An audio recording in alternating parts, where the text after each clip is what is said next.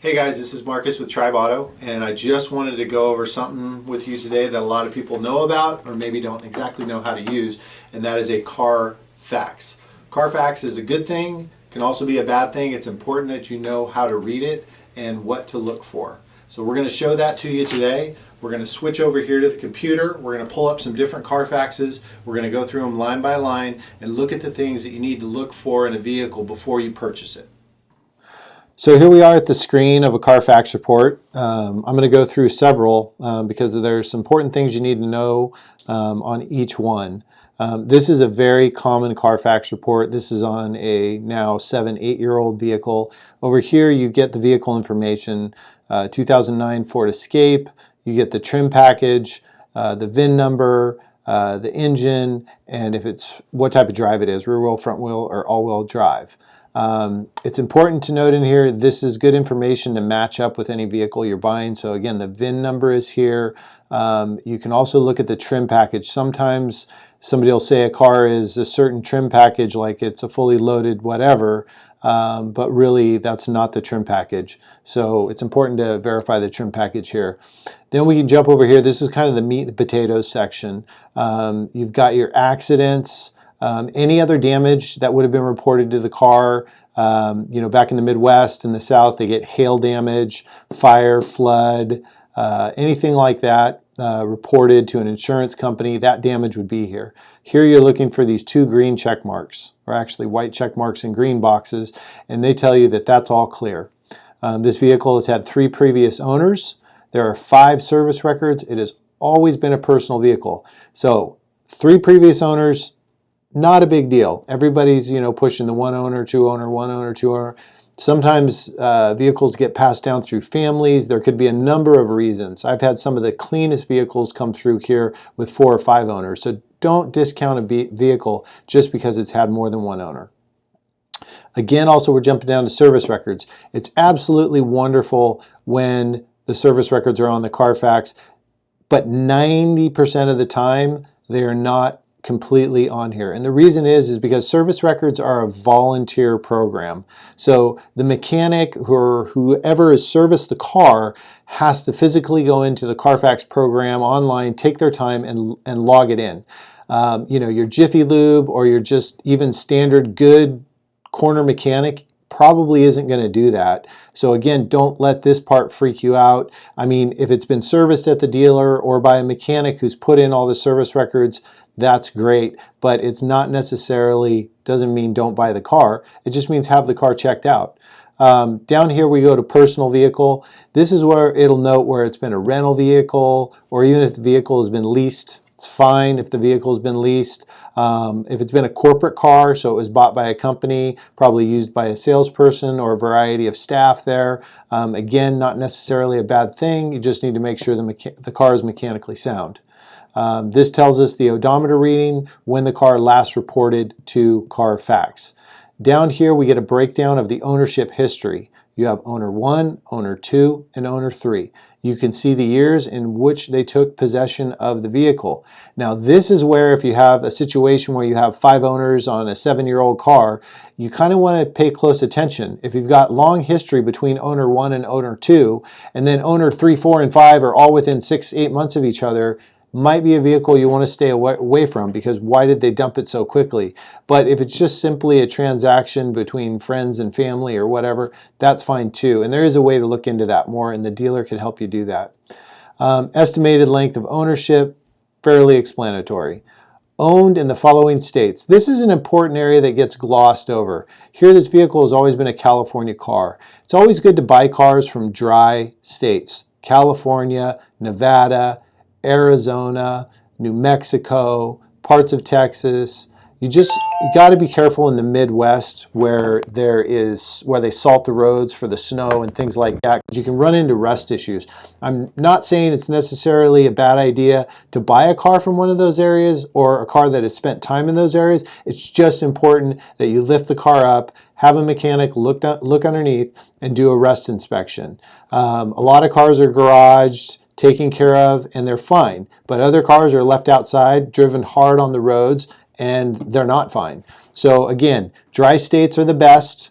If it's driven in a state where they salt the roads, then you just want to do an inspection underneath. And a visual inspection is all you need. If you feel comfortable enough, just crawl underneath the car with a flashlight, take a look around. If everything's all rusted up and crusty, probably walk away from it. Down here, we get into the title history section. This is where if you had salvage, if the car was junked, if the car had been rebuilt, if there was fire, flood, hail, or lemon clauses from the manufacturer, they'd all be reported here. Again, you want to stay away from anything that has any reports along these lines. And then you have your odometer readings. So if the odometer had been changed, it rolled back, or any sort of problems with the odometer, those are going to register here. Now, this is an important point to check because sometimes it can be human error. So if you look up here, actually I'll show you farther down, but sometimes a mechanic can accidentally be doing what he thinks is right and putting in a service record, and then he accidentally puts a typo in on the mileage. And right here, it'll show a mileage discrepancy. And that's why it's important you read down further down here, as we get down to here into the history, and we find where that discrepancy is. Because sometimes it can just be a simple typo. And then we're going to jump into here. Again, it just gives kind of a further breakdown. If there was any manufacturer recalls or accident damage, it would tell you which owner they would fall under, 1, 2, or 3. And then when you got down here, you could look. So it gives you a breakdown of each owner. Here's owner 1, when he purchased it. Again, kind of a repeat. Here's where you start to see individual records. You can see where it was shipped to the dealer. You can see when it was reported in the dealer at Glendora here with 40 miles. The vehicle was sold, the title was issued and updated, and he took it back to the Ford dealer at 33,000 miles. So I'm sure that this person did maintenance between 40 and 33,000 miles. He probably was taking it to his independent mechanic that didn't report to CARFAX. So again, not something to scare you away that there's a lack of service records here. Again, it's great if you have them, but if you don't, it's not the end of the world.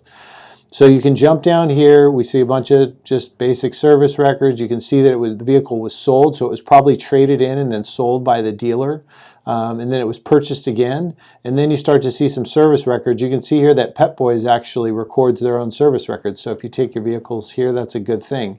And then you get on to the third owner. Not a lot of service records. He only had it for 7,000 miles. And then turned it in. I bought this vehicle from as a trade-in, so it was traded in at a CarMax down in Southern California. Vehicle's in beautiful condition. I've already sent it through the shop, and it just didn't need anything but an oil change. So again, there's not a lot of information on the maintenance records, but there's a lot of good information here. And the fact that it's a 3-owner car, there are no accidents, it's always been a California car, and mechanically it's checked out. This is a great CARFAX. This is a vehicle I would definitely recommend for somebody to buy. So I'm going to switch over now to another type of CARFAX that maybe has a problem or a caution, and you can take a look at that. All right, guys, here's the second CARFAX I want to show you. And right off the bat, you're going to notice this big mark here that jumps out at you. Accident reported.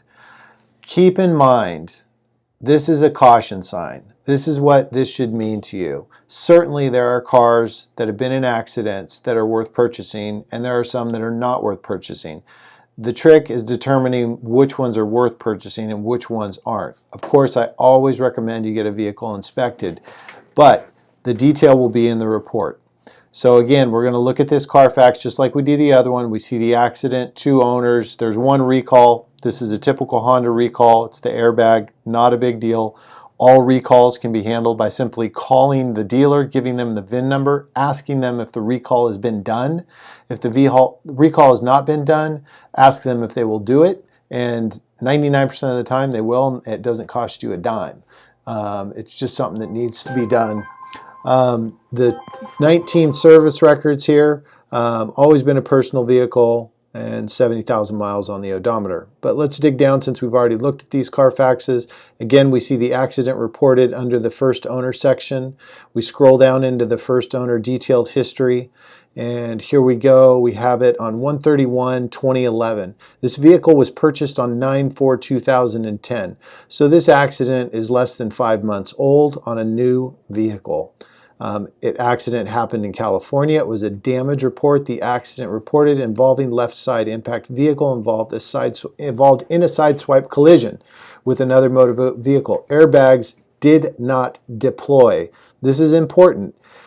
Every vehicle that is more than 10 years old, more than 50% of them, I see accidents on the CARFAX. If it's a little body work, if it's a fender, if it's a bumper, if it's something that's minor, the airbags did not deploy, there's no structure damage, there's no frame damage, there's nothing like that. It's not a vehicle I would just pass on. It's just silly to do that because there's some good vehicles out there. And again, this was not a big incident. The airbags did not deploy. CARFAX will report if airbags deployed, then you know the vehicle was hit hard. If the airbags, if there's any structure damage so that the accident got into suspension components, things like that that needed to be replaced, it will report on here structure damage. Again, you can stay away from those vehicles. Frame damage, obviously a huge no-no. Doesn't matter if the frame's been straightened, the metal's been bent. Metal develops a memory, so if you get another accident, that metal is going to bend even faster. So you stay away from structure damage, frame damage, anytime the airbags have been deployed. But if it's a fender bender, if I drive into the side of my garage and scrape up the side of my car and take it to the body shop, have to get it fixed, that doesn't make the car no good. So it's just important that you read your facts. So on this particular case, we've got a 2010 Honda Civic. It's been owned by two people, and we have every maintenance record since new. This is a great CARFAX. This is a great car. I've had the vehicle inspected. You could certainly, if you were worried at all, have the vehicle inspected either by a body shop or a mechanic.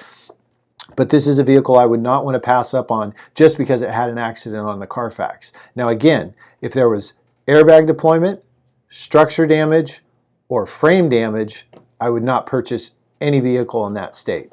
So this is just another way to look at a CARFAX and understand what you're reading. And lastly, I'm going to give you an example of what I call the perfect CARFAX. Okay, last but not least, we're going to show you what I call the perfect CARFAX. You don't come across these very often. When you do, it's nice. Again, you shouldn't necessarily look for a vehicle with a perfect CARFAX. You'll pass up on a lot of good cars looking just for this. But if this is what you want, this is what you're looking for, it's going to take you a while. And expect to pay for them because they're hard to come by. But we have here a great CARFAX. This is a 2002 Toyota Camry. Has no accidents, no damage report. It is a one-owner vehicle. It has 24 service records. It has always been a personal vehicle. Last odometer reading was 123,966. This vehicle came into my inventory with 124,100 miles. So I have down here, this person has owned this for 15 years and 3 months. Again, it's always been a California car. They've driven it less than 8,000 miles a year. And we jump down here. Again, everything's all good. Then we get into maintenance. Bought it Tustin Toyota, and every single service record, every oil change done at the dealer.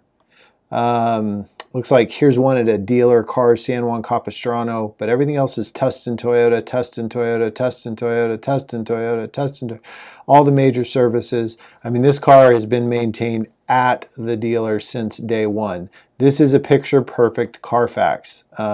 Again, it doesn't mean you can't buy a good used vehicle that's had 2, 3 owners and been maintained very well at a local mechanic. But if you had to pull a CARFAX out of the pile and look for the absolute best one, this is what you would find. So again, good luck car hunting. If you have any questions, feel free to contact me at TribeAuto.com. Visit our website at www.tribeauto.com to see our inventory. And also, for more videos, simply go to our Facebook page. I hope you enjoyed this and y'all learned something. Thanks.